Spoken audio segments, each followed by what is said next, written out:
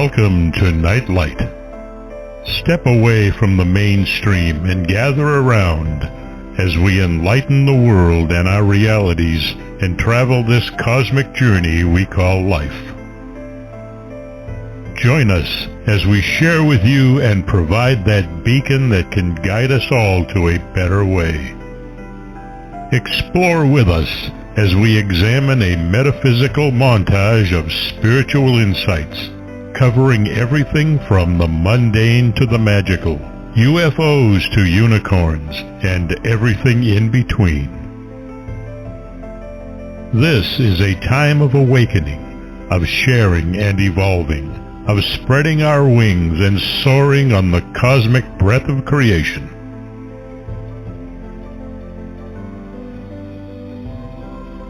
Come and join with other light-minded spirits as we weave our lights together to seek understanding, enlightenment, and with a little luck, some wisdom.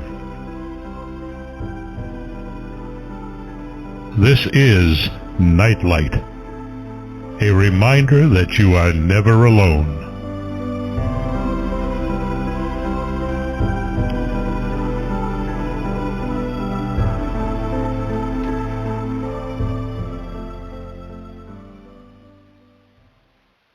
Welcome to Nightlight, everyone. Happy birthday, Tracy. It's nice to be live again. Barbara did not suspend me, according to rumor, for the proposed Greek culinary arts show that I've wanted to do. Sure, there are a few listeners right now saying, "Oh, I want to learn how to make baklava." But actually over the last 3 weeks, I had two last-minute cancellations, and Barbara sat in the dark for about a week after those devastating tornadoes came out of the Gulf Coast. And I hope our listeners from that region are doing well. We have a super special return guest tonight. Kathleen Martin is a top ufologist, impressive conference presenter, which is where I met her at the Pittsburgh MUFON conference in 2013.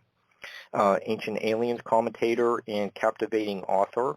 Her website is KathleenMartin.com, and there's a hyphen between Kathleen and Martin.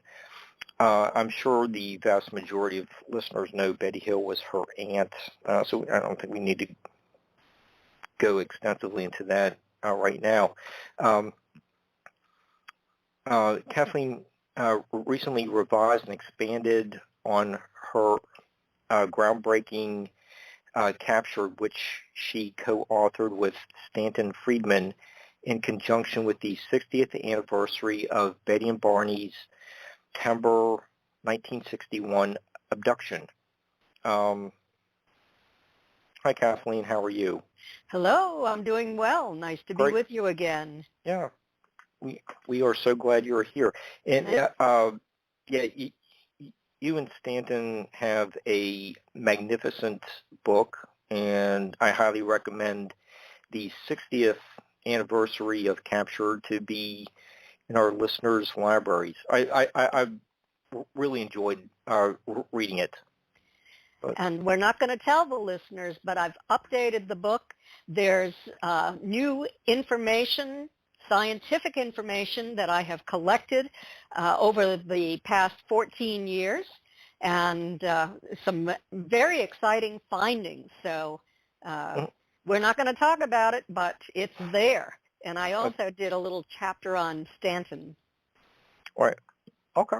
Yeah, so we have hour and 56 minutes to squeeze a whole bunch of stuff in the discussion. So, let's try to maximize our time. And if we don't get it all squeezed in, you're always welcome to come back. But well, thank you. In Captured, you are writing about family. It's also a case study, biography. There's a little bit of an autobiography. You're a character in your own book as well. you, even though you're writing about family, you do not portray Betty and Barney as infallible or idealized. You are objective, which makes it a more believable and truthful presentation of what happened. You give us several examples of, you say you're playing the devil's advocate. We cannot directly link trauma to Betty's dreams. At the outset, abduction, you do say Betty omitted some information like the star falling upwards, and fact fiction and flying saucers. There was a later sky watching expedition where there was a malfunctioning camera. So you have several examples of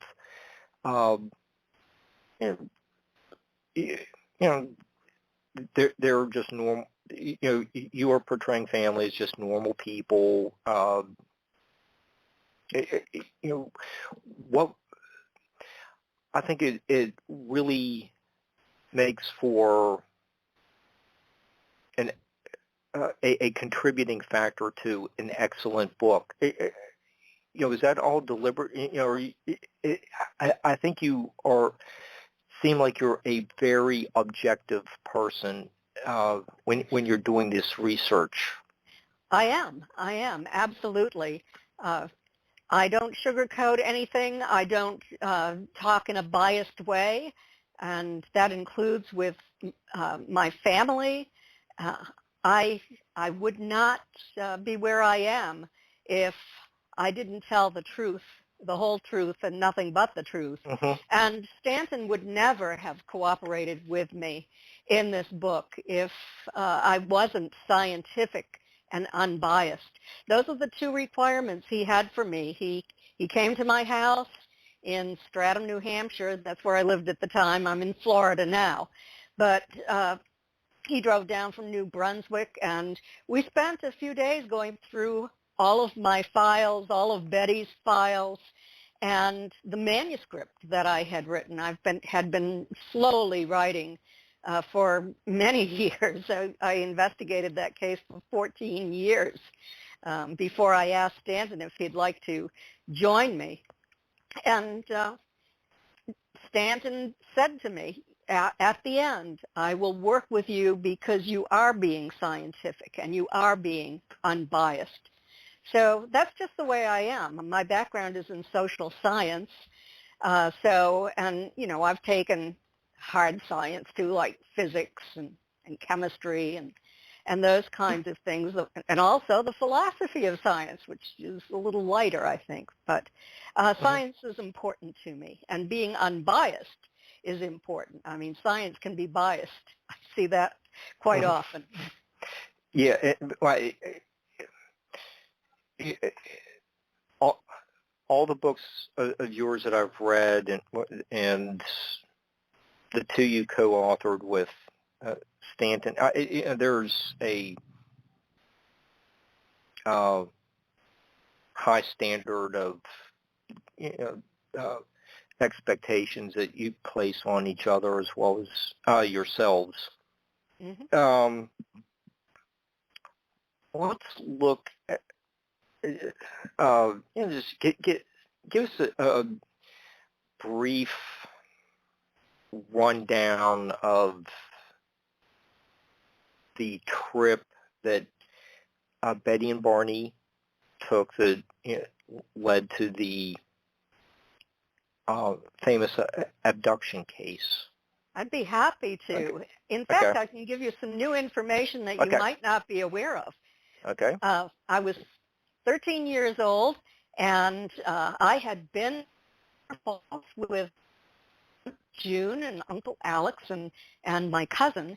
And I loved that trip. I took photographs, and I was showing those photographs to Betty and Barney and talking about what a great time I had. And Barney asked Betty if she had ever been to Niagara Falls. And she said no, she had not. So he decided to surprise her with that trip. So in a sense, I feel like I'm responsible in a way for what ended up happening toward the end of the trip, because I don't think they would have taken it if it hadn't been for me showing my photographs and talking about how much I loved it. So Barney decided to surprise Betty. She had a week off from her job as a social worker for the state of New Hampshire. She worked in child welfare and adoption. Barney worked for the U.S. Post Office, and so he asked for some time off from work too, and they took this trip. They had a wonderful time in Niagara Falls. They loved the Canadian side of the falls, and spent the night over there, and then decided to drive on toward Montreal. So they went to Toronto and spent the night 112 miles west of Montreal, and slept very well, had a big breakfast, went to Montreal for the day and had a great time as tourists riding around and seeing the sights. They had intended to spend the night in Montreal, but they had their dog with them, and they couldn't stay at the downtown hotels with their dog. So they were looking for a motel on the outskirts, and all the signs were in French, and they couldn't read French. And Barney was lost. He's on doesn't know which way to go, but there is the road that takes him home to New Hampshire. So he and Betty decided just to extend their trip and remain tourists through Quebec, and then entered New Hampshire at about 9:30 at night is when they stopped to have a cup of coffee and a little snack in Colebrook in the northern part of New Hampshire. And then they headed south, and they had checked their watches before they left that restaurant in Colebrook. It was 10:05, and they rewound the watches to make sure they were working when they arrived home, and started driving south. They weren't tired. It was a bright, light night, and they were just driving along enjoying themselves when about an hour south of Colebrook, they passed through the town of Lancaster, and just south of Lancaster, Betty spotted a new light in the sky.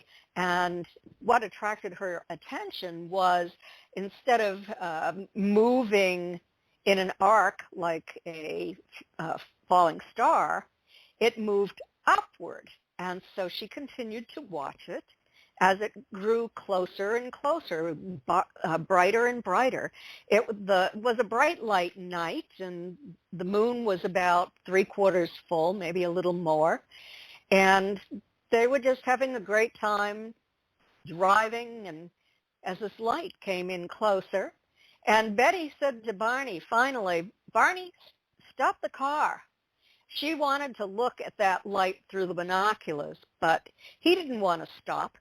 And so she said, well, Delcy, our dog, that was Delcy, their dachshund, needed to be walked. So Barney found a spot just south of Twin Mountain at the Mount Cleveland picnic area, stopped the car.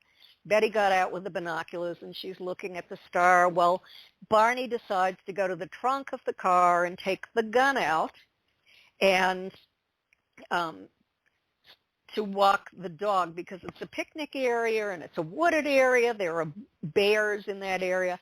And so he thought that if a bear came out of the woods, he'd shoot the gun into the air, and the bear would run away. So that was his plan. And he did not believe in what they then called flying saucers. He thought that was nonsense. And so he walked the dog. Betty said to him, "You have to look at this, Barney. This is something perplexing." And so he looked, and he got back into the car and said, "Oh, Betty, just forget about it. It's just a Piper Cub or a commercial plane or something. It's nothing." Although he knew at that time it really was something. He was denying this to Betty because he enjoyed kind of teasing her and giving her a hard time. He'd often said, "Betty, don't be ridiculous." I heard that from his mouth a lot of times. So they're heading south again, and this craft is just following beside them. And they enter Franconia Notch, and that's a beautiful area of New Hampshire. At that time, Route 3 went through Franconia Notch. Now there's a larger interstate highway, 93, that goes through. But they're on Route 3. They come into the north section of Franconia Notch, and there directly ahead of them is Cannon Mountain. And now this craft is up over the top of the mountain. There's a lighted building at the top. There's a little ski lodge there. And the light blinks out as the craft passes overhead, meaning that perhaps there is a powerful electromagnetic field that's interfering with the electricity in the building. And so they continued driving on until they stopped at the Old Man of the Mountain that is just south of Cannon Mountain, to get another look at this craft, because it had come around the mountain and was now stopped beside the Old Man's profile. The Old Man's profile was 48 feet from forehead to chin, and they could see that craft was at least 1.5 times, maybe 2 times the length of the Old Man's profile, and it appeared to be rotating.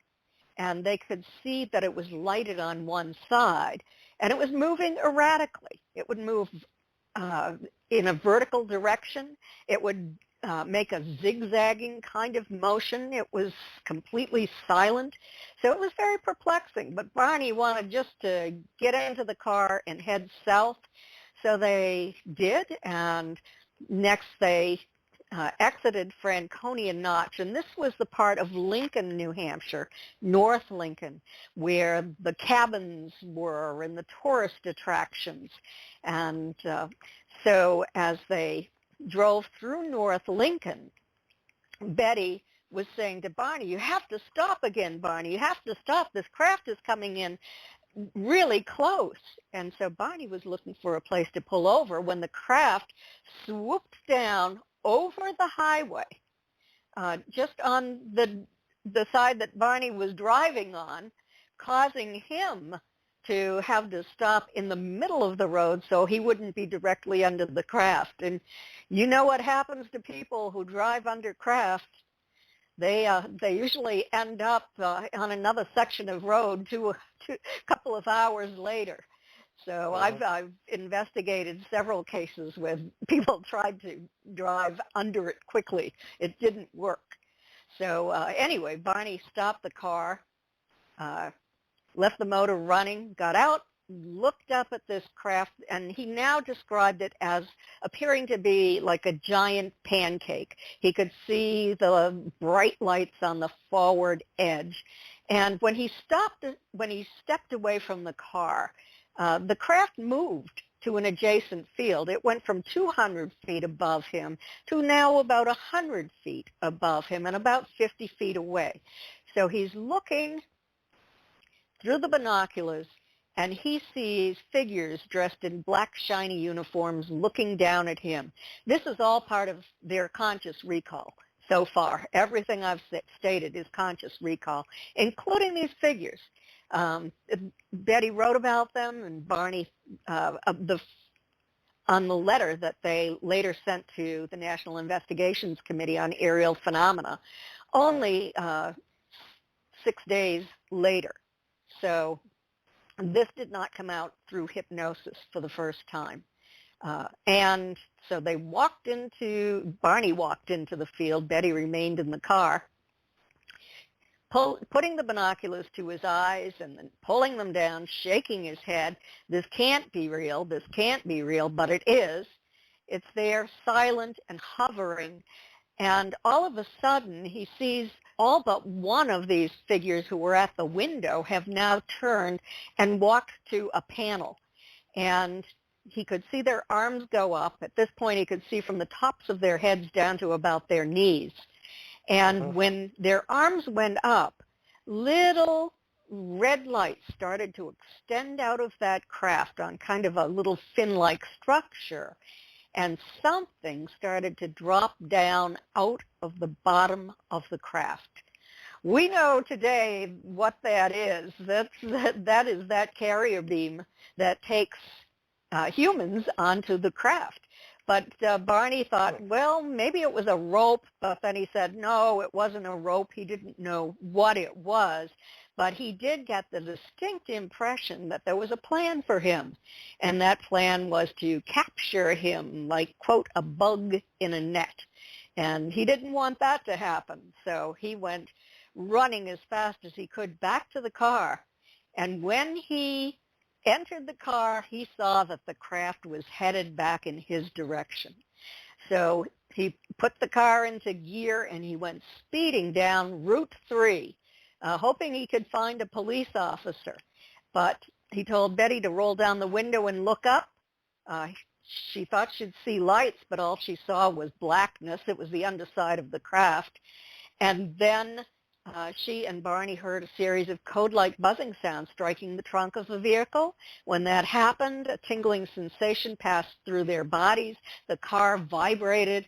And then, as if only a moment had passed, they found themselves 35 miles down the highway. They had some memory of observing a huge fiery orb that seemed to be sitting on the ground, of a roadblock, and of a dirt road with tall trees all around. And then they heard a second series of buzzing sounds, and they started talking again. Betty said to Barney, "Now do you believe in flying saucers?" And she thought he was kidding when he said, "Betty, don't be ridiculous. There's no such thing." He knew what had happened. But he said to Betty, "Let me prove I can make that sound with this car." So he stopped the car. He drove it from one side of the road to the other. He did everything he could to create that buzzing sound, and he couldn't. So the two of them rode on down the road to Portsmouth, New Hampshire, expecting it to be sometime between 2 and 3 in the morning when they arrived, but it was actually about 5:15 in the morning. I think the reason I know that is because I have Betty's watch, and that watch says 5:15, and when neither watch was running when they went into their house. So they set their watches for the time that they arrived and wound them, and they never ran again. Interesting. So and there's a plaque at the site where the abduction happened? Yes, the state of New Hampshire has erected a historical marker. They did it on the 50th anniversary of Betty's and Barney's UFO encounter. And so I'm very proud of that. I worked with the state on that. A man named Mike Stevens from New Hampshire came up with the idea and contacted me and had people sign a petition for the state. And then I had to send them a couple of dozen, I think it was, reports and articles and things like that to prove to them that it really did take place. And I wrote some a sample writing that would go on the sign. They changed that a little bit. But, yeah, so I was really pleased when that happened. Interesting. Okay, so they get home at 5:15. Let's fast forward a little bit.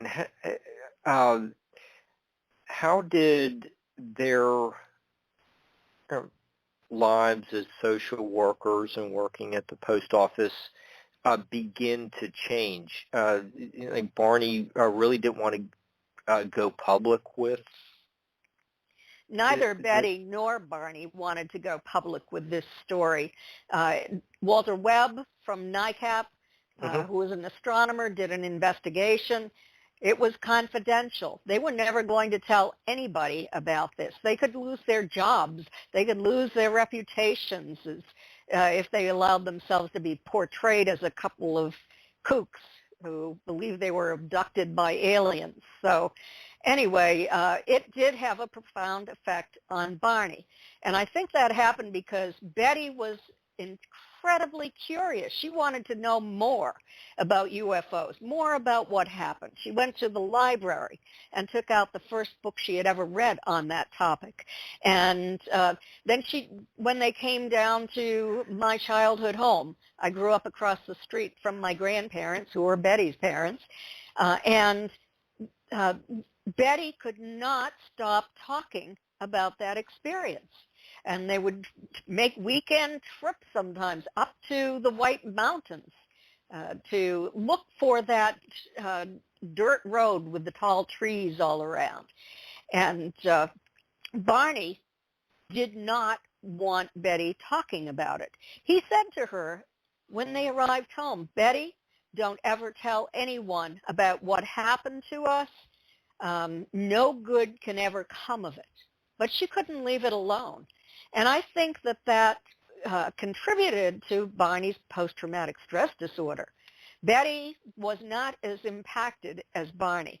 She had a series of 5 dreams that happened 10 nights after the experience. And those dreams had information for which she had conscious recall, but sandwiched in between those dreams was an abduction by what looked like humans with black hair and blue cadet uniforms and cadet hats. And so, for years I searched for information about that kind of hypnopompic dream that you have just before you wake up in the morning. And that's when she had hers. And what I discovered just recently is that it is possible to have a dream about events that actually did occur, but then to add fantasy material to it as you're working through anxiety that you're having over something. And so that appears to be what happened, because those ETs were not the ones that Betty and Barney saw under hypnosis. The ones under hypnosis were gray-skinned and had large eyes and were completely hairless and no external ear, just a small nose and a slit for a mouth and spindly arms and legs and kind of a barrel chest. That's what they remembered. Yeah, go ahead. And they had normal hands? Neither Betty or Barney could remember precisely what their hands were like, if they had 3, 4, or 5 fingers, but they just didn't remember that part of it. And so, it's hard, especially if you're not focusing on their hands. And Betty kept her eyes closed a lot when she was on the craft, and so did Barney. There was a little one who was looking in through the doorway at Betty, and he frightened her terribly. So she was keeping her eyes closed because she just didn't want to look at him. And so a lot of what she said was through sensation. And Barney's, the impact that this had on Barney was that he developed post-traumatic stress disorder, conversion hysteria. He ended up having bleeding ulcers and high blood pressure. He wasn't able to sleep well. He ended up in the hospital. He had to take a 3-month leave of absence from work because this experience in New Hampshire's White Mountains had psychogenically induced this physiological condition that caused him to become disabled. And so this is why he was referred to Dr. Benjamin Simon. And Dr. Simon was renowned in his field as a psychiatrist because he had developed a special technique using deep hypnosis where he could get to the crux of the matter. So, maybe it wasn't just that UFO experience that caused so much trauma in Barney. Maybe it was something else that happened in his life too. And so you have to look at all of that because Barney was much more impacted. But I think that part of that was that Barney had conscious recall of observing those non-humans looking down at him, that he felt that he was going to be captured, that he realized there was missing time, and that the tops of his shoes were so deeply scraped, he had to buy new shoes. And, that he knew that something had happened, and it really bothered him greatly, especially being a black man married to a white woman in 1960, 1961.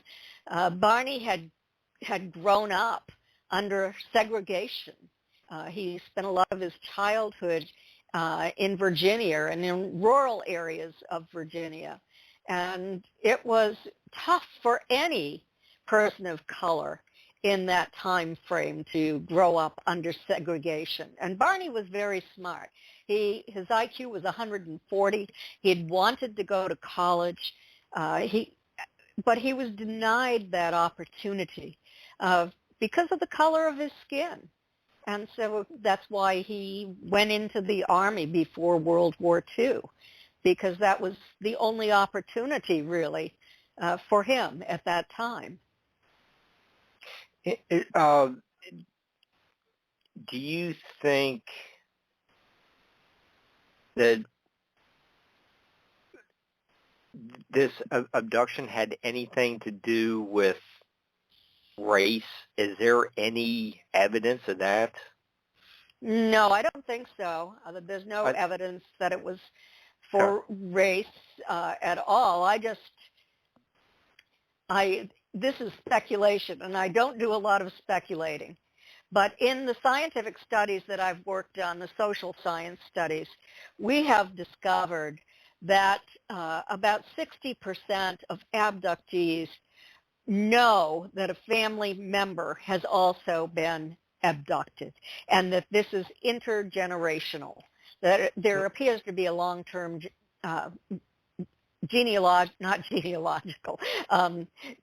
genetic study taking place over time.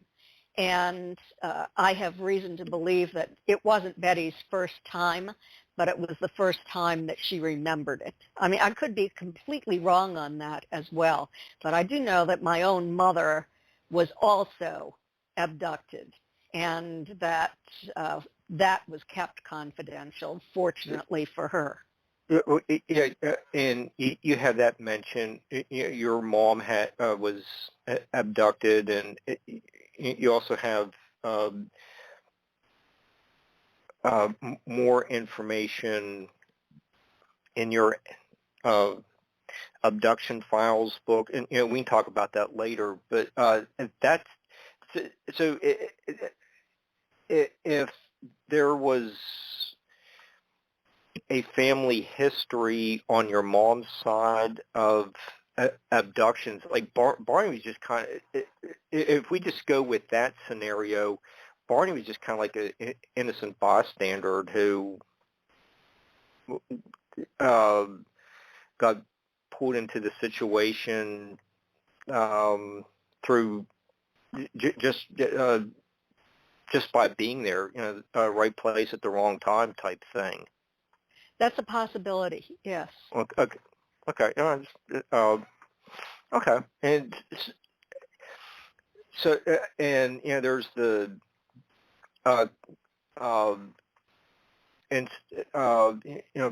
Barney realized there's like some kind of cup thing placed around the lower regions, and when he's taking a shower, that would be distressing. So all these unusual events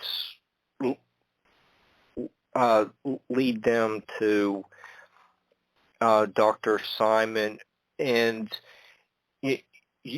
in preparation for Captured, you actually listened to many hours of the tapes. They still exist? Yes, I have a full copy of them that Betty gave to me. She knew I was writing this book before she passed away. And so not only did I listen to them time and time again, but I transcribed all of them as well. And I wasn't a good typist, so it took me a while. But I did find that what actually happened was not the same as what was written in the first book about Betty and Barney. There were several discrepancies, and I ended up going to John Fuller's archival collection at Boston University, and I was with Stanton when we did that, and we found a letter that John's publisher had written, saying, if you want this to be a book, you're going to have to spice it up a little bit. You're going to have to add some tension here and there. And so John wrote this not according to what the abduction tapes had on them, but for this publisher. He was a professional writer. He wasn't a researcher. He wasn't an investigator like Stanton and I were. So he did have a best-selling book. People loved it, but it was not entirely accurate. Even the statements that Betty and Barney made under hypnosis were not entirely accurate. Okay, well, let's...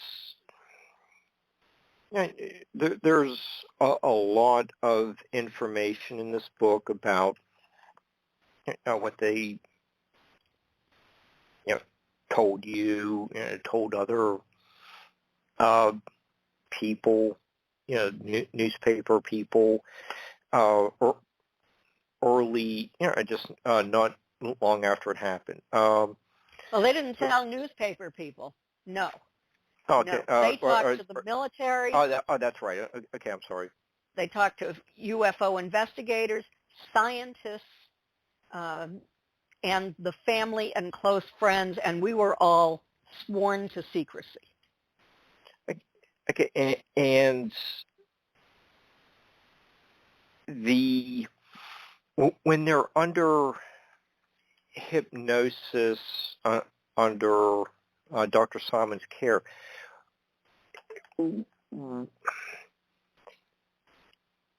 can you explain what came out of the hypnosis sessions that confirmed what they were telling you, or there's a little difference? Well, I did a comparative analysis of Betty's and Barney's statements. Beginning at the beginning of their trip, Dr. Simon hypnotized them separately and reinstated amnesia at the end of each session, so they couldn't share information. So it gave me something to work with. I did not put that comparative analysis, that boring part, the scientific part, into the book. I just talked about the discrepancies.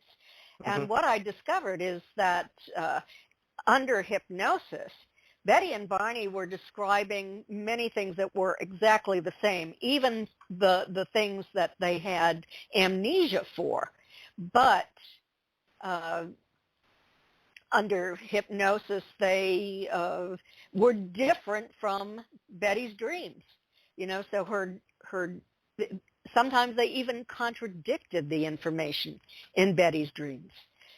So I thought that was extraordinarily interesting, and it added more credibility to the story because I knew that Betty had not, just told her dreams under hypnosis and had not convinced Barney that her dreams were reality and something that he repeated under hypnosis. And so that's all captured, the Betty and Barney Hill UFO experience, and you'll see the difference. I'll give you just one little sample.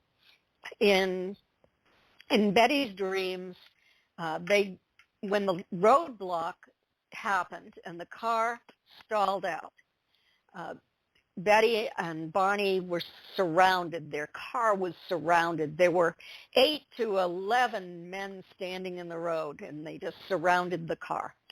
That didn't happen under hypnosis. Betty and Barney, separately from one another, said something different from the dream material. They said there were 6 people standing in the road, and they were not human. And Betty saw what was going on. They talked about this. Betty said, "What is that?" And Barney said, "It's the ones that I saw when I was standing in the field." Well, Betty became terrified and tried to run into the woods and hide, but she was intercepted.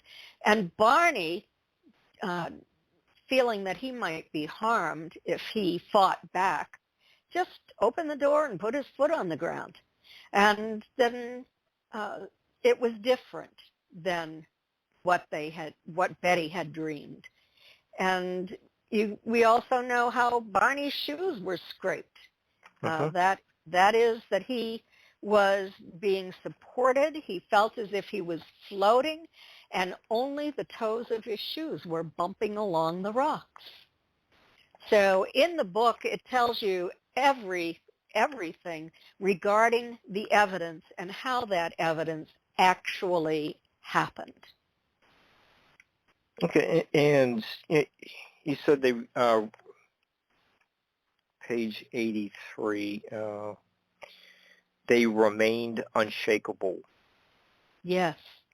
Dr. Simon attempted to convince them that Barney had absorbed Betty's dreams and she was only repeating her dreams. And being the skeptic that I am, I had to check that out. I had to do that comparative analysis. I was not ready to accept that it was a real abduction at that point.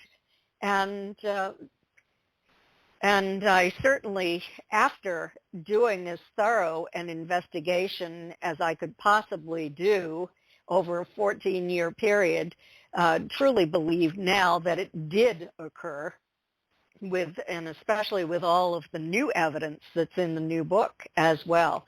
But Dr. Simon tried to convince them that, they should forget about it and it was only a dream. But they remained unshakable. They went home. They tried to forget about it, but they knew. They had evidence. Dreams don't produce physical evidence. Dreams didn't make those shiny spots on the trunk of the car that were magnetic and that were not there the day before. So, a dream does not produce physical evidence. And in your alien abduction files, you talk about, I turned the wrong page, searching behaviors, searching for an answer, and you use the example where Richard Dreyfuss is making the Devil's Tower shape out of the mashed potatoes, and you say on the weekends, back to Captured, Betty and Barney started retracing their route, just trying to figure out, what did we live through? Making this repeated journey to, I think you said jog your memory. You mentioned that earlier in the show. So there seems to be some, you're talking about physical evidence of, Barney's shoes being that he was dragged. This kind of behavior does not seem like it's just going to start for absolutely no reason. Right, and I don't think that he was dragged. I think that just the toes of his shoes were bumping along the rocks because they were down, but I think that they probably used some kind of device to lift him. Okay. Sort of, like Charlie Hickson and Calvin Parker, perhaps, that sort of thing. But yeah, Betty and Barney made repeat trips up to the White Mountains, just searching for that area where they found the roadblock, and they couldn't find it until after their abductions, their hypnosis sessions were over, and they remembered. And so on Labor Day weekend of 1965, Betty and Barney, my grandparents, and my mother and I went on a camping trip up in that area. My father and brothers weren't with us. My father was a Boy Scout leader, and he took the Boy Scouts and my brothers camping elsewhere that weekend. But so we got into the car, all six of us, and we were just driving along, and all of a sudden Barney turned, and lo and behold, there was the road. And then he stopped, and there was the path through the woods. And they walked out there, and there was the clearing where the craft landed and the sand that they remembered walking on. So, yes, they finally found it. And Dr. Simon had said to them, if this really happened, you will find that spot, and then you'll know that it was real. Okay, and that almost sounds like so some of these stories you may have heard about 20 years ago, where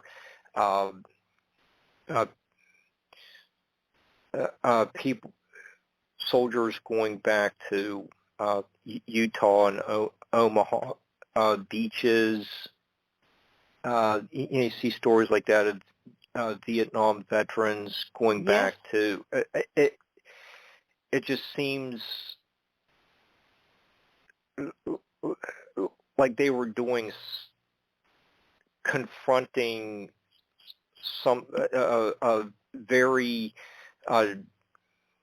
horrible or traumatic event by going to the place where that happened. And as we're reading those sections from Captured, I remember a section from Bessel van der Kolk's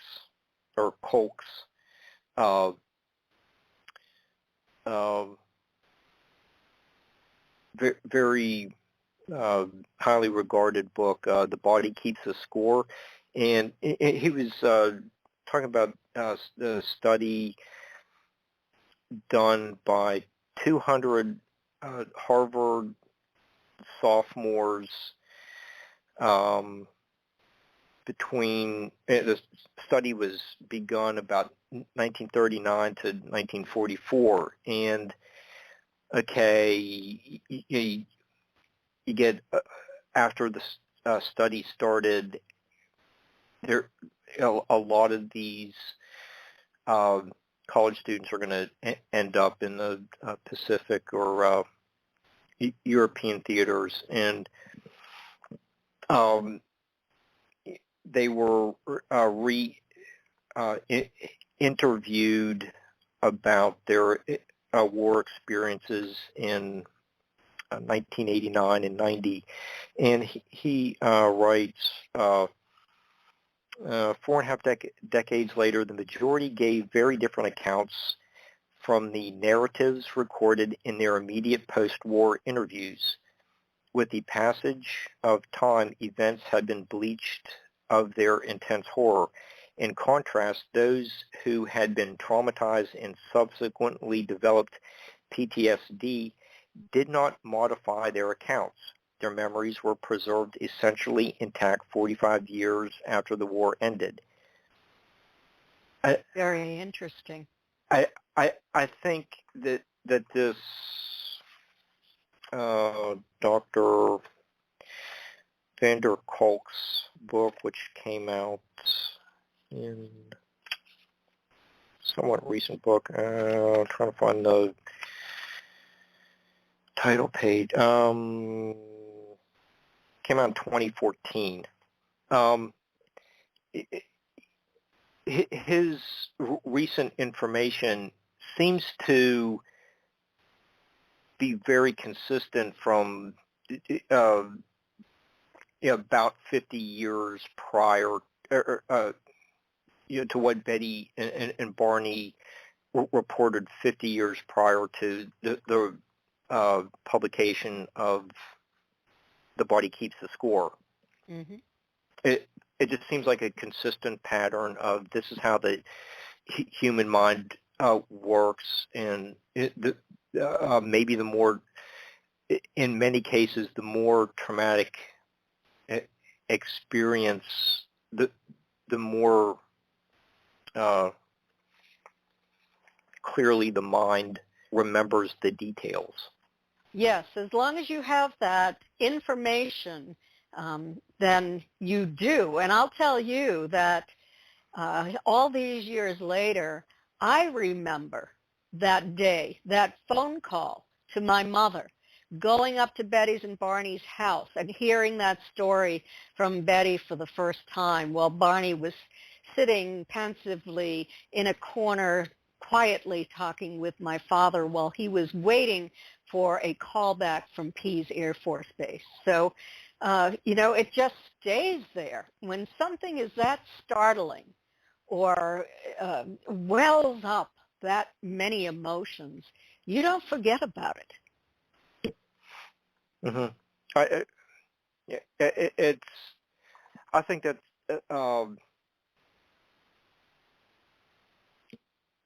the information that you and Stanton assembled for the original book and the revised book is just very convincing evidence. And there's one of the scenes that kind of sticks is one of the, maybe one of my favorite scenes is Betty wanted to take home a book. Mm-hmm. From and that seems very very normal. She was mad when like the main alien said, "No, you can't take that with you," and she was very insistent on having a souvenir. And if I were ever abducted, I want to take home something too. Right, but those little guys have the job of, they work as guards and assistants, and they won't let you get off that craft with anything. And, and she called it a book because she didn't have the words for it. Just like Native Americans used to look into the sky and see flying canoes because they had that word. They didn't have the word flying saucer or or any other word except for a flying canoe. That was transportation. So, that's what happened. And so when Betty was being escorted off the craft without that book that she so badly wanted, that it was more like a tablet. And she said to the leader, well, he said to her, I'm sorry that you were frightened. And she was. And even though the entities had reassured Betty and Barney over and over again that they would not be harmed, they only needed to do a few simple tests and they'd be on their way. And Betty had come to like the leader at that point because he had taken away some pain she experienced. And so as they were walking down the path, she said to him, well, do you think you could come back? Because I know people who would be interested in speaking with you, who are, have a lot more knowledge than I have, she said. And he said, well, maybe I can come back, but it's not my decision to make. And she said, well, if you come back, how will you find me? How on earth, out of all of the millions of people on this planet, would you find me? And he said to her, we can always find those that we want to find. So I'm thinking maybe she had an implant. And maybe that's how they found her that night. Okay, that puts things into perspective. That's a good explanation. So there are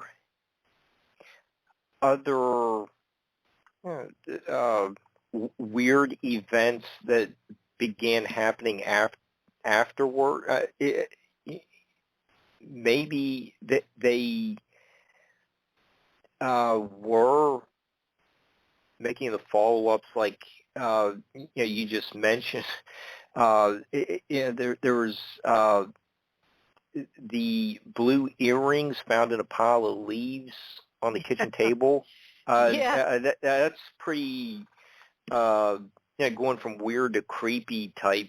Yeah, the earrings she had been wearing that night and didn't realize that she didn't have suddenly appeared on their dining room table after in withered leaves, and it was on a day that they were away from home, up in the White Mountains, just searching for that dirt road.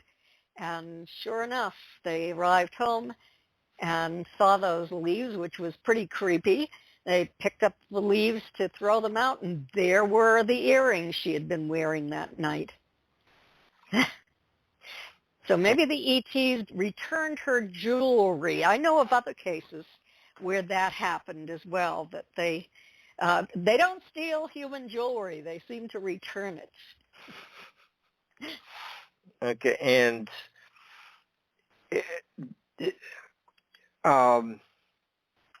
a few minutes ago, you said that Betty contacted the Air Force Base, and not long after that, she began to notice that the phone was tapped.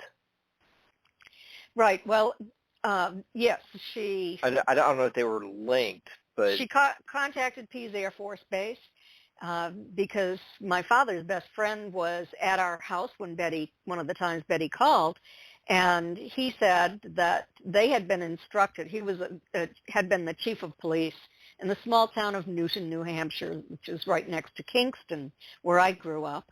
And he said that Pease Air Force Base had contacted the police department and told them to instruct anyone who had a UFO sighting to file a report with Pease. So being the good citizens that Betty and Barney were, they did file a report with Pease Air Force Base. And that's how they found out that there was also a radar return at 2:14 a.m. that night. And it would have been probably about 2:14 or a little just after that when Betty and Barney were released. So I don't know, maybe it was the craft they saw. Okay, and around this time, they became befriended by Dr. James McDonald, and we know him from your fact fiction in Flying Saucers book, and Yes. he seemed like he was a good guy, a pretty good guy. He was, and there were two James McDonalds. There was Dr. James McDonald, who was the meteorological physicist from the University of Arizona in Tucson. And then there was the James McDonald from Pease Air Force Base, who was supposedly a recently retired CIA agent. So, that arouses concern too. I asked Betty about that, and she kind of scoffed at it and said, "Oh, he was a friend."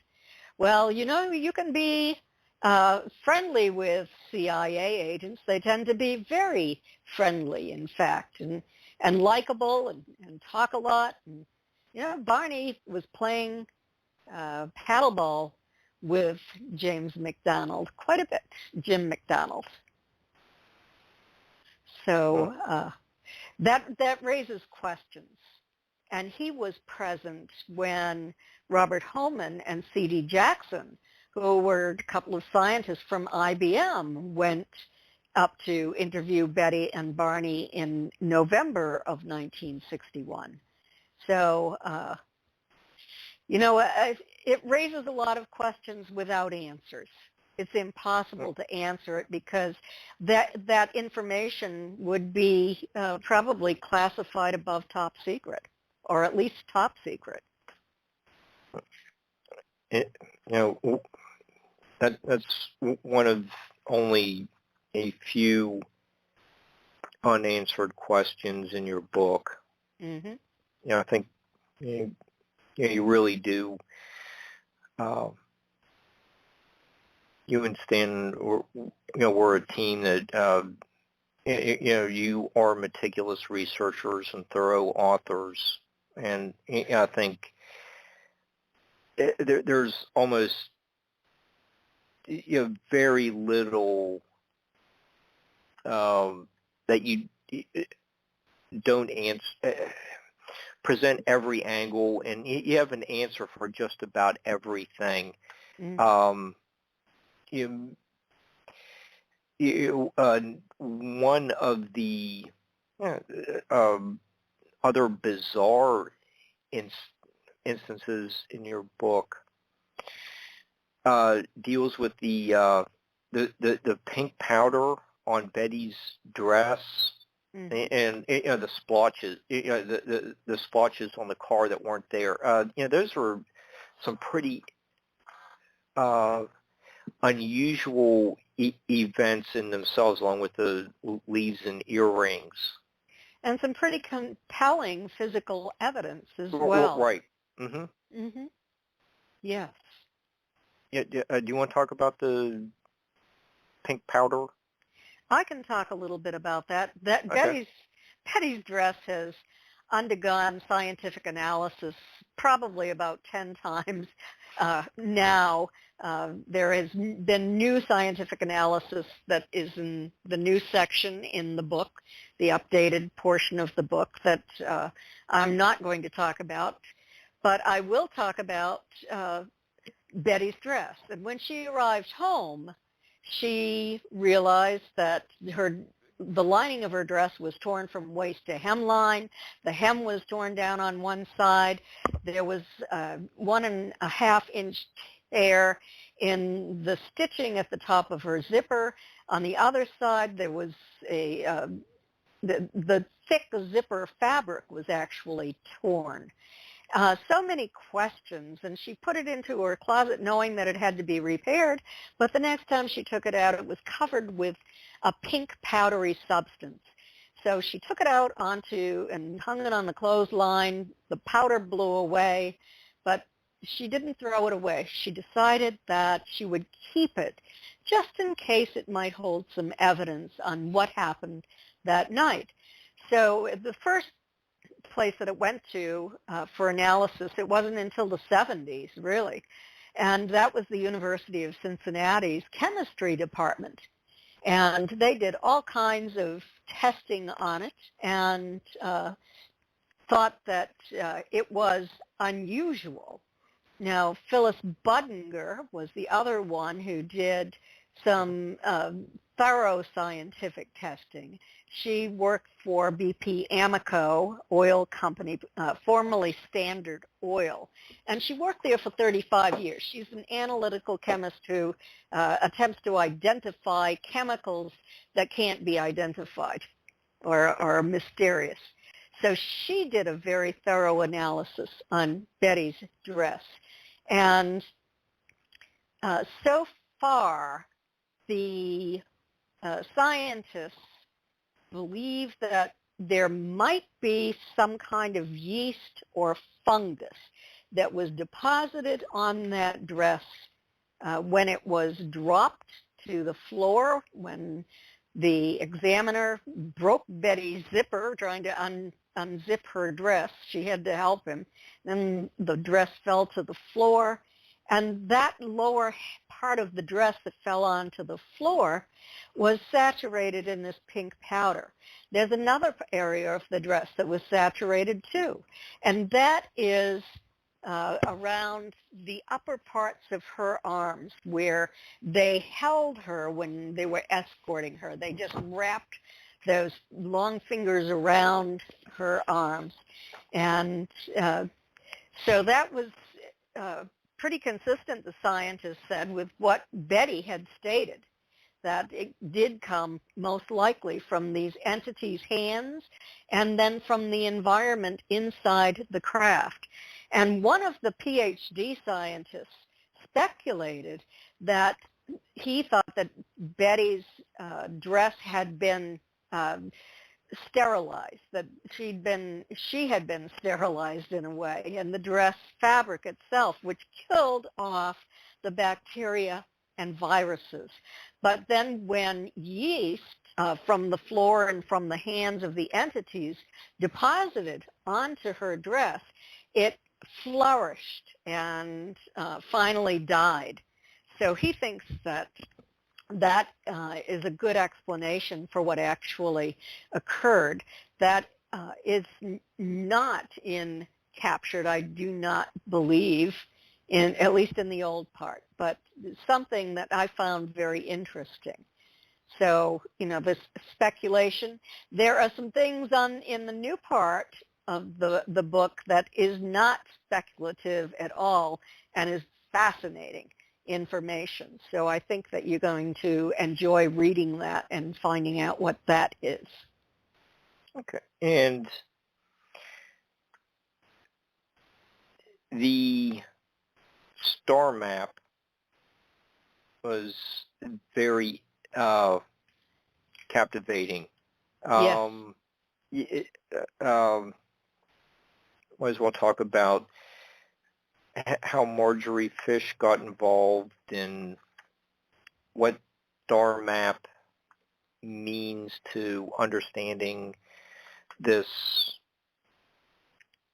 abduction story. Yes, well, when Betty was on the craft, she said to the leader, I know you're not from around here, where's your home port? And he produced this three-dimensional star map that in her dream was like pulling down a 1961 classroom map, just like a window shade, but that's right. not what she remembered under hypnosis. Under hypnosis, it was three-dimensional, and so she told Dr. Simon about that, and he said, well, Betty, if you can remember that map accurately, and it doesn't trouble you too much, go home and draw that map, draw what you saw. And she did. And it was published in the first book that was written about their case. And so Marjorie Fish, a brilliant woman from Ohio who was a school teacher at that time, but then later went on to become a research associate at the Oak Ridge National Laboratory, saw that map in the book and thought that, since she was an amateur astronomer, that if this place was actually in our local galactic neighborhood, that maybe she would be able to find it. And at first she thought she'd have many matches, but she had to go to the university. She had to sit down and hand copy all the distance data and all of the characteristics of all of the stars in our local galactic neighborhood out 54 light years from the sun in all directions. And then she took that information home and she started to construct three-dimensional star map models using a frame and monofilament line and beads of different sizes, because we didn't have computers in those days. She spent a long time doing this, and imagine the math she had to do to put every one of those stars in its proper location in that three-dimensional model. I'm just amazed at her mind and what she did, but she was a genius. And so it took 4 years. She still had not found the star map in any of those models. But then a new catalog was produced, the new Gliese star catalog, and she went back to the university. She found it. She copied the new distance data. By that time, she had built 14 of these models. One of them had 256 stars in its proper location. And then she took this new distance data back, and she rearranged stars, so in compliance with the new distance data. And there were 3 stars that were not on the original work that Marjorie was doing, because our astronomers did not have an estimate of them being that close. They were unknown. So those 3 came into the map as well. And finally, she had a match for Betty's star map. And the 2 stars in the foreground are Zeta Reticuli 1 and 2, and the sun is on that map. There are solid lines connecting several of the stars. The 2 larger stars in the foreground have 5 lines connecting them, meaning that those are regular trade routes.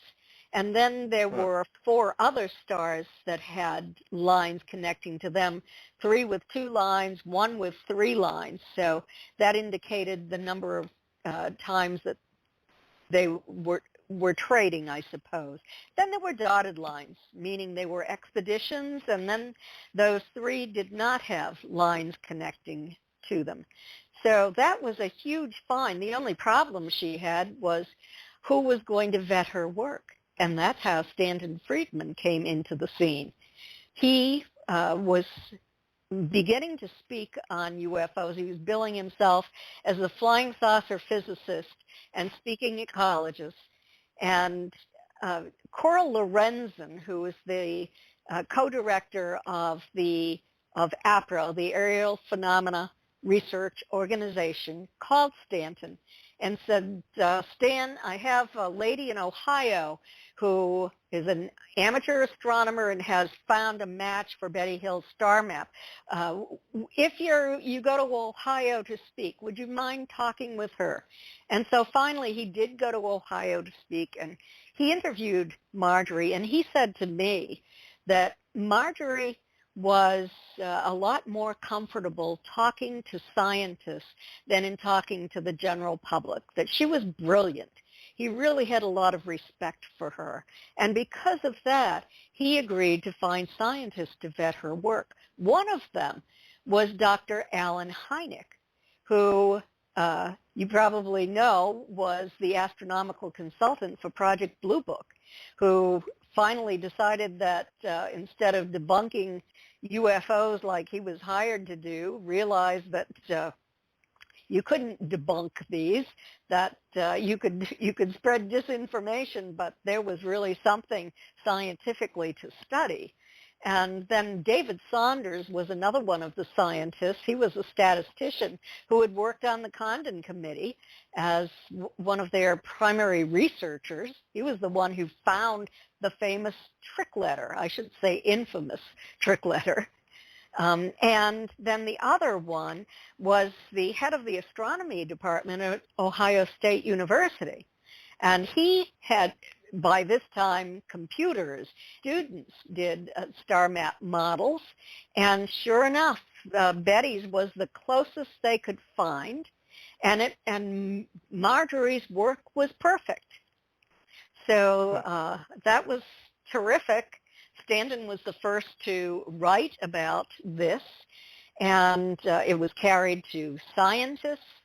Terence Dickinson wrote about it in Astronomy Magazine, and then there was a glossy booklet that they published about this as well. Terence Dickinson, in looking at this, said that the very interesting thing is that all of these stars were in a plane, sort of like Stanton would say pepperoni pizza, and with pepperonis all in a plane, rather than raisin bread with the raisins spread out through long distances.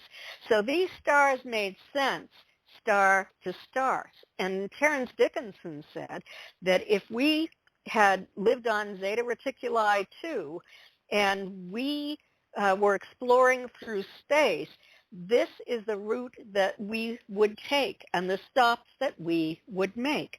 It was amazing that all of the stars on Betty's map ended up being sun-like stars, even though only 5% of the 1,000 stars in our local galactic neighborhood are sun-like. And all of the sun-like stars in that volume of space were on Betty's map. That was really outstanding, and it caused many scientists to believe that Betty and Barney had a real experience. But then it caused the disinformants to say that, oh, you could throw marbles into the air and have them land in a pile of sand and come up with the identification. Well, maybe you could find that configuration somewhere in space, but not having the special characteristics that Betty's map had. And that almost sounds like, the Dogon people from yes, in Africa. 1,000 years ago, who knew that there were Sirius 1 and 2 star. There were two separate stars. Yes. And they knew that before it was like Galileo invented the telescope or something like. And it was like, yes, you don't just come up with something like that and be so accurate. Yes, absolutely. And it makes you wonder how long these non-human people have been around our planet. And speaking of the debunkers, you get some people writing their articles.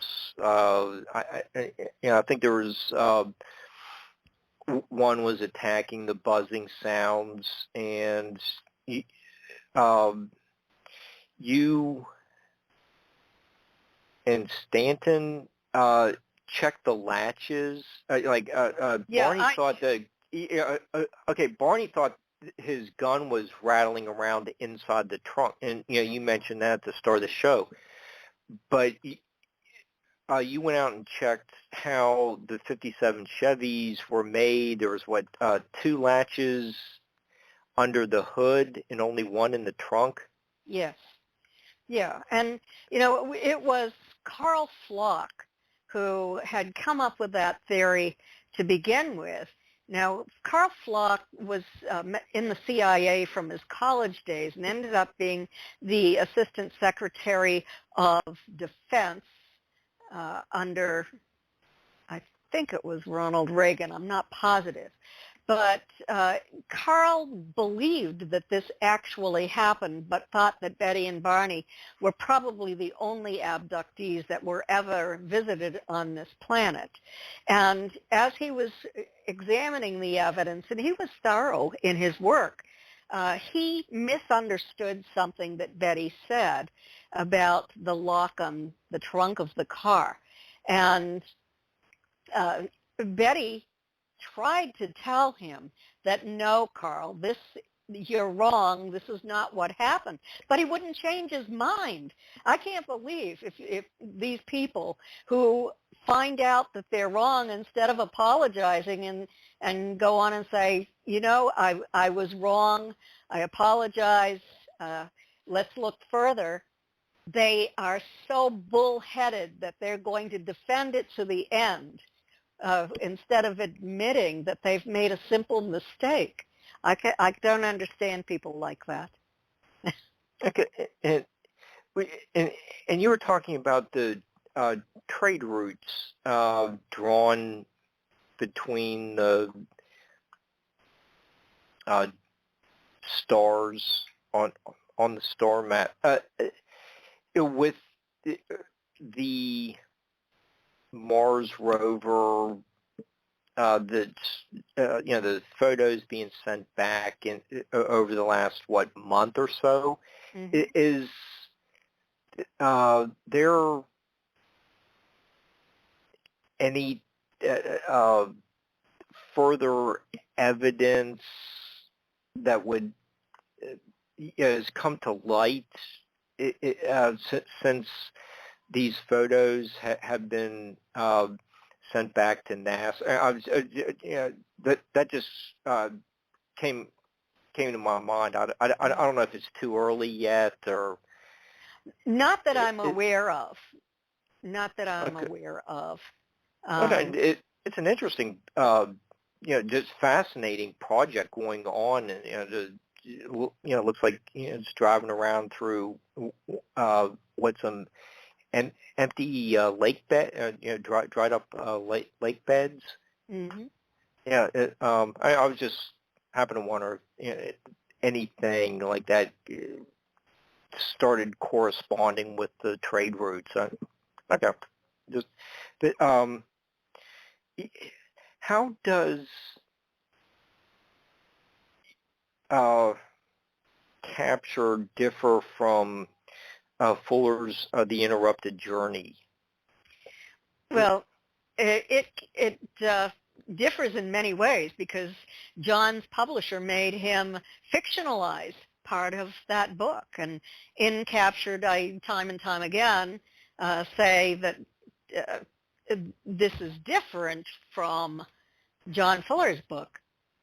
But, it's the sequence is different. The details about the stops are different.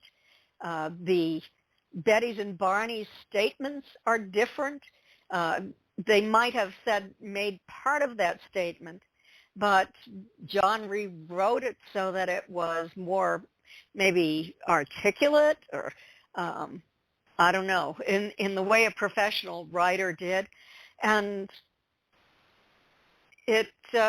he wrote a good book. I have to say it was a very good book. I enjoyed reading it. I thought he did a great job, but he was under a tremendous amount of pressure, not only from his publisher, but also from Dr. Simon, because Dr. Simon him pretty viciously, even attacking his writing style.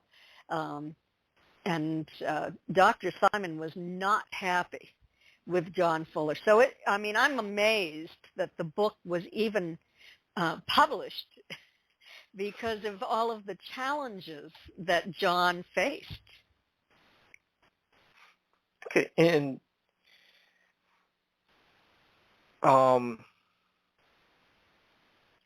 as the years passed, it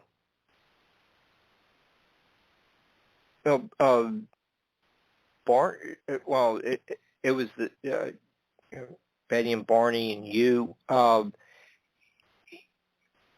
really had what do you say? really big honor by attending President Johnson's inauguration. Yes. And Barney's awards for his humanitarian work. Yes, absolutely. And it was just wonderful. And another reason why Betty and Barney wanted their story to remain confidential. Barney, in 1965, was appointed to the U.S. Commission on Civil Rights as a state advisory member for the state of New Hampshire.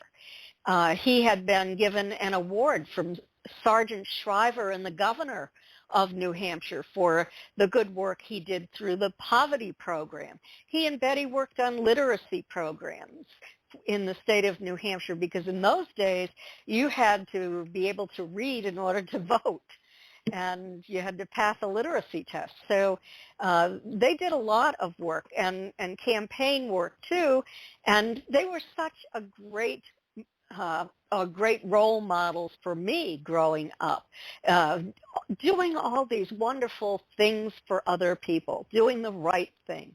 And so I was emulating them, and I ended up receiving an invitation to go to the inauguration as well, and went with Betty and Barney. It was fantastic. Probably, stands out as being the best experience of my entire life. I just loved it. The balls, wearing the gowns, the dinners, meeting all of the top politicians, and fantastic time. Hopefully, being a guest on Nightlight will be part, the second most memorable moment of your life. We'll see. Okay, so when we look at the information that you or presenting from an event in 1961, and you're friends with Travis Walton, and talking with him on the phone at conferences.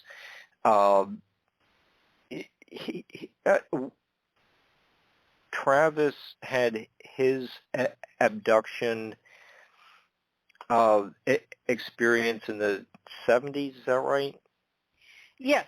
Yes, he did. Okay, and then in the alien abduction files, Denise had her experience. 1981 was the one that was like Betty and Barney. Okay, that I was thinking she had more of like seemed like she had some lifelong abduction. I yes. Try not to do math anymore, and I have to. But so if we're looking at like 1961 to in the 70s and 80s, do we see any type of pattern emerging from all these people that with whom you are very close? Well, I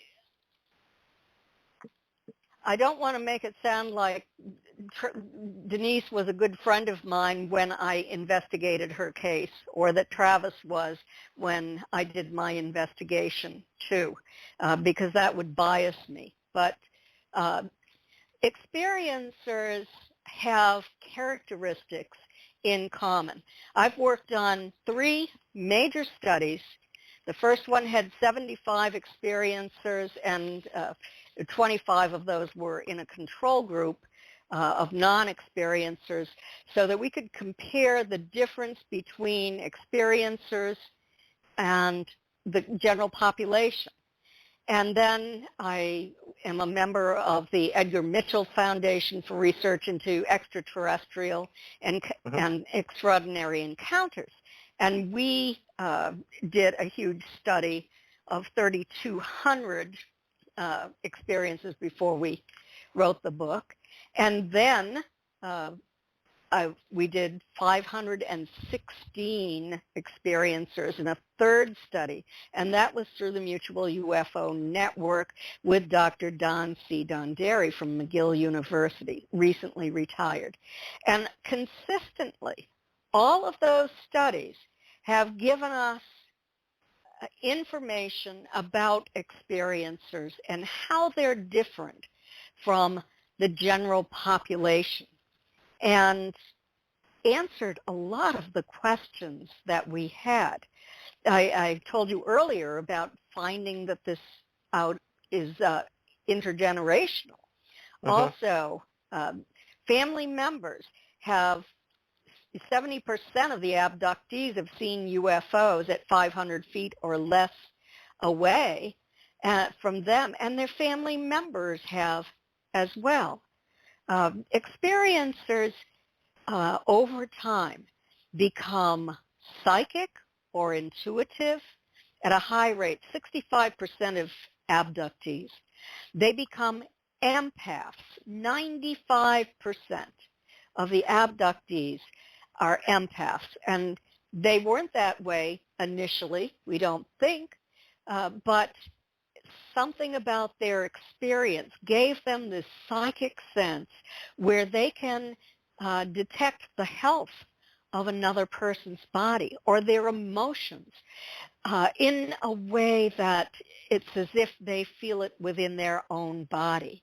And I think this is a brilliant plan, if it is a plan, by these non-human entities, because I know from all of these studies I've done that they're incredibly concerned about our use of nuclear weapons.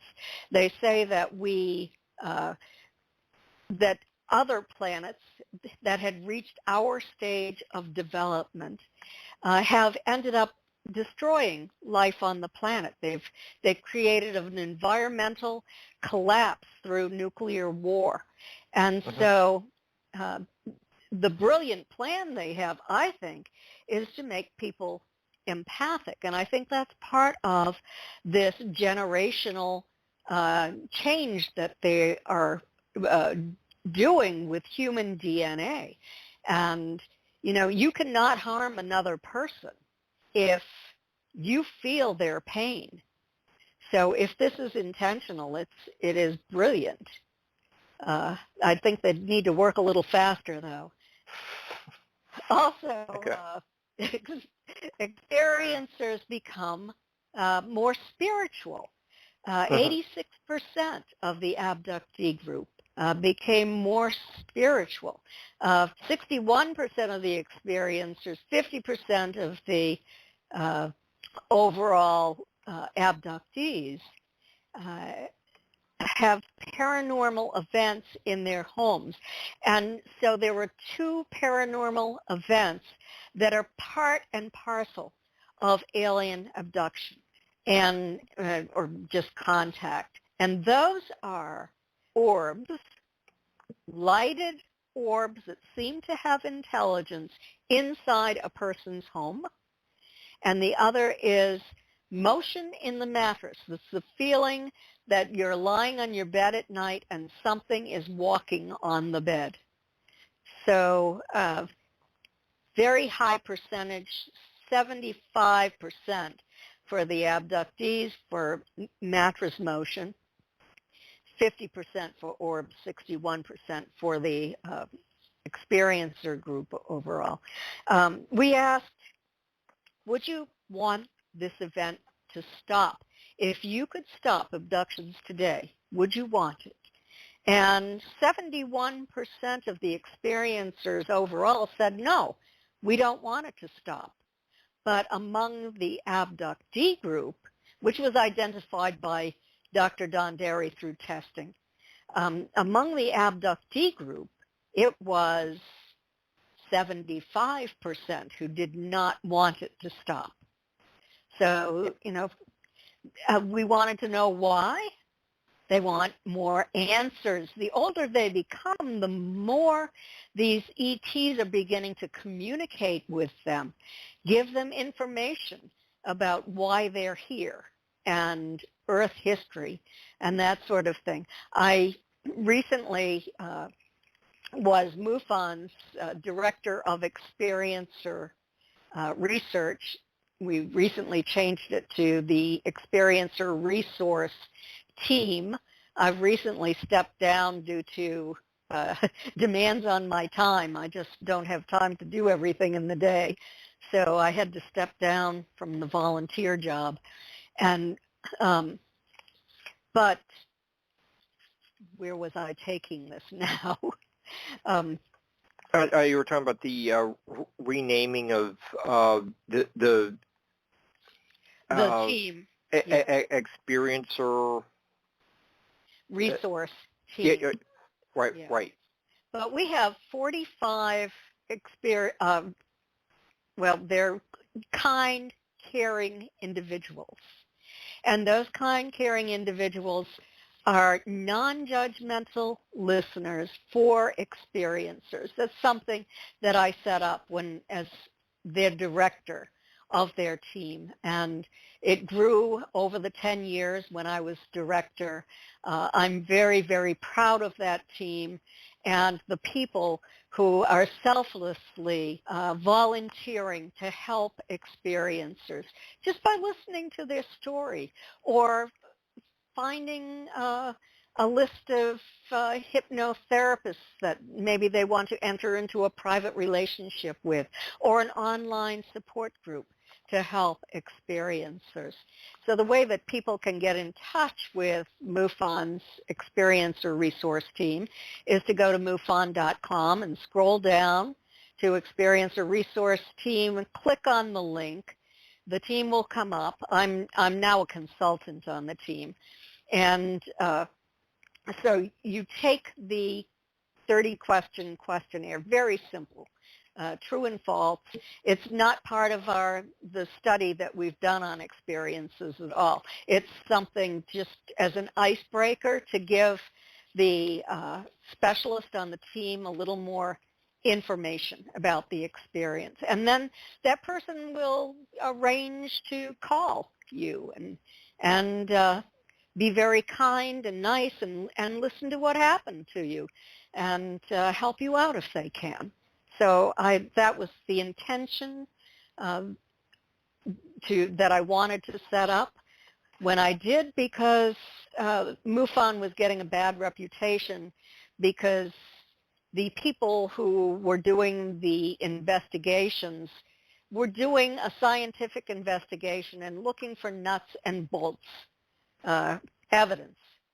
And a lot of people went to MUFON looking for help, but all they ended up with was an interrogation and no help. So I wanted to provide that for experiencers of contact. So that's what we did. In alien abduction files, you do cover that abductees frequently come away from the experience with a gift of healing, mainly for animals. One person, a tall, thin, non-human entity with large, faceted, insect-like eyes entered the room. The being positioned his face within inches of hers and stared into her eyes. At that instant, she felt the most intense sensation of pure love that she had ever known. With passages like that, and like the the healing for animals, it seems like you are dealing with a lot of empathic people that you mentioned just a few minutes ago. Mm-hmm. we could look at Barney's case, or it wasn't as positive as a couple of other examples, but people really have changed significantly, if that's the right word. It became very empathic people, like you said. Yes, and I think that we need to consider the fact that Betty and Barney were the first that we knew of, the first scientifically investigated case of alien abduction in the United States. Betty and Barney didn't know if they were going to be carried off to some distant planet. There was nothing established. But over the years, with all of the researchers, we have a much better grasp on what is going on, and there's some consistency across experiencers in what occurs on craft and in their lives as well. And you talked about healing. Well, we asked that, have you been healed from a physiological problem or a health problem? And 45% of the abductee group said yes, they had been healed. So these non-human entities are healing people as well. Yeah, and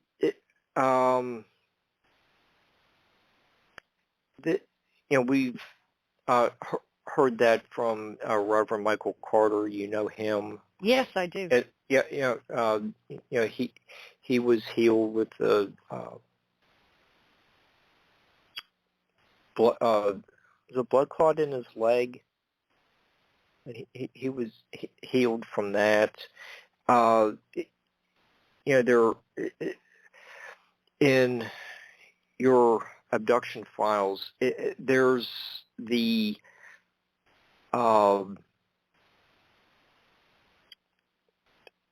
passage about the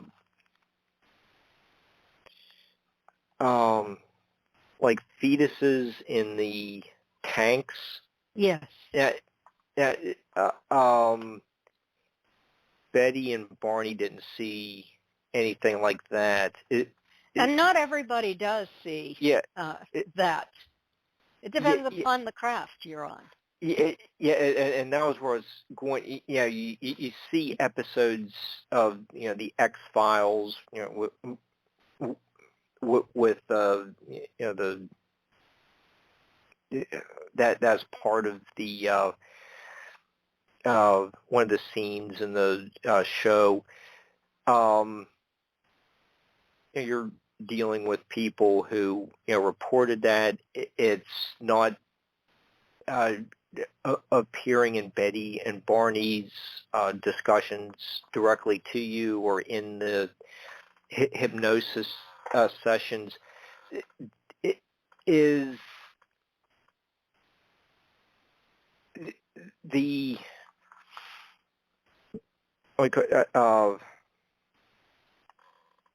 are these tanks DNA storage units, whatever they're called? Well, the information that I have on that from the numerous experiencers, almost 5,000 who took part in all of these studies combined, well, what we've discovered is that the non-human entities have said that there are several reasons for this. One, which benefits them, is that they had lost the ability to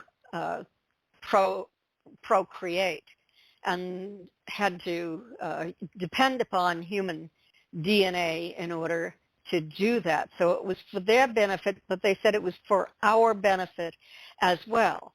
For our benefit, I already talked a little bit earlier about upgrading our DNA to make us kinder, gentler humans. And so there are those two things. Also, so many people have talked about observing hybrid children that they believe are their own children. They go onto the craft when they themselves are children and play games where they use their minds to do things such as floating a blue orb in the air from one child to another, that sort of thing on a craft. So they are upgrading us, and also I believe that they are collecting DNA from all over the world, not just human, but all the plants, all the flora and fauna, so that if we ever do destroy this planet, eventually they can reseed it. But I think that they might be terraforming other planets too, and putting everything from this planet onto those other planets. If you go back and think about the 1950s, there were a lot of these non-human entities outside their craft in farmers' fields, and there was a lot of talk about collecting soil samples. Well, they were also collecting plants from the field. So, it appears that there are many things that they are doing as part of their scientific program. Yeah, and in the Abduction Files book, you talk about this gel-type substance. Yes. Could that somehow be related to the that pink powder on Betty's dress? Like maybe something splashed on it, and we know she wasn't submerged, clothed in one of these tanks, but is with all the information that you've been gathering from abductees and eyewitnesses, could there be some connection there, or or are we talking about something totally different? Well, I think that the only way that Betty could have gotten that gel on her dress was if she had been put into a travel pod, and they will put a human into that to protect them. They do it for themselves too, to protect their own bodies, and so the pod sort of forms over them. They lose consciousness, and from many of my cases, there has been gel on the clothing when the person's been taken out of that pod that quickly dissipates. Now, but they would have had to have taken Betty and Barney in that craft someplace else. So then you have to ask the question, do they have a base off the East Coast under the water? We know of so many reports of craft coming out of the water and entering the water again. If they had a base there and they didn't want to risk being caught, even though they were in a desolate area, they could have done that. Barney made a statement. Do they go underwater? I don't think I've ever mentioned that before in the book, but it makes me wonder now, because the more I know, the more I'm beginning to put pieces of the puzzle together in my mind. And at 2:14, when that craft came toward Pease Air Force Base from the east going west, could it have lifted up out of the ocean and traveled back to the place where they captured Betty and Barney to begin with? I mean, that's possible, but that's just fun speculation. It's impossible to have any scientific evidence regarding that. We'll never know the answer. Okay. Okay. So we may never know the answer, like what you just said. What are some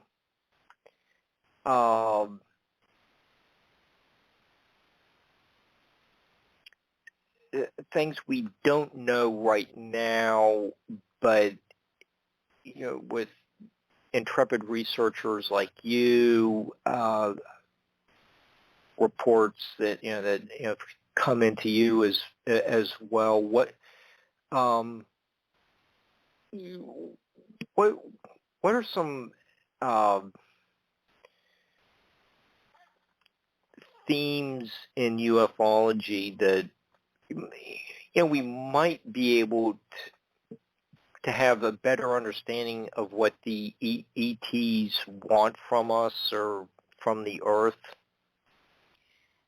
Yes. Well, that is very, very interesting, and that is what I'm working on now, is communication. What those non-human entities are telling humans, and they say the same things over and over again to humans. And they started having a real interest in us back in the 1940s, and Major General John Samford, who was at the Pentagon in 1952, just made a statement after the craft were seen over Washington, D.C., and were on radar, and the military scrambled craft to chase these UFOs. Well, what Major General John Samford said at the largest press conference since the end of World War II was, "These things have been seen in our skies dating back to biblical times." He said they come back about once every century and then they go away. But in the 20th century, they came back again and they stayed this time. So he said that the Air Force was just studying this carefully. They weren't going to get excited or worried about it. They had never harmed humans before, but the Air Force was going to begin their study of all of this. So I have to give him a lot of credit for making that statement, because for me it goes down in history. This is a key, and he knew that information way back in 1952. And so I'm going off that and all of the research that I've done and what I've been able to obtain from the Air Force files and from even the skeptics' files, and to try to put it all together in this gigantic puzzle to come up with the answers. And that's how I came up with this one answer that I have so much information for, and that is this genetic program to upgrade the human genome so that we will become kinder, gentler humans because of their fear that we will destroy this planet. And also not just through nuclear weapons, but since 1954, they have been communicating that we have not been good stewards to our environment, and it's extraordinarily important for us to take care of our planet. And if you go to my website at Kathleen-Martin.com, read an article. It's absolutely free. But read the article that I wrote on the CIA, the Navy, and Mrs. Swan. And it's a new article that I've just recently put up, but it's based upon a very interesting research study that I did where I was able to get the correspondence files of Admiral Knowles and Wilbert Smith, who was the Canadian government's UFO guy, and to put all of this information together. The government was very interested in communication way back in 1954, and that's communication with non-humans. So it's a fascinating study. Yeah, and what I have enjoyed about your three books is that there is a pattern that you are detecting, with your observation skills, and like what you were saying, and 70 years ago, the statement was made about they've been here since biblical times. Well, you get Moses seemed like he was radiated after talking with God, and we've had Wallace Wagner as a guest, talking about some his readings of the what seems to be UFO documented cases in the Old New Testament. But there just seems to be a very long pattern of similar reports, and I think the surveys that the conclusions of the surveys you have in the alien abduction files is very revealing that this has been going on for a long time. Multi-generational, that's in your family as well. And it's a fascinating subject. And I find it fascinating. Yeah, and we're down to about the last couple minutes, unfortunately.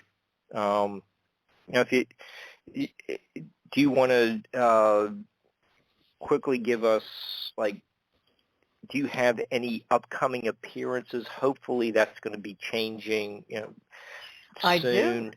Okay. I absolutely do. And I'm going to be speaking at Roswell, and that's going to be over the July 4th weekend. And Exeter, New Hampshire is planning to have their conference again over Labor Day weekend.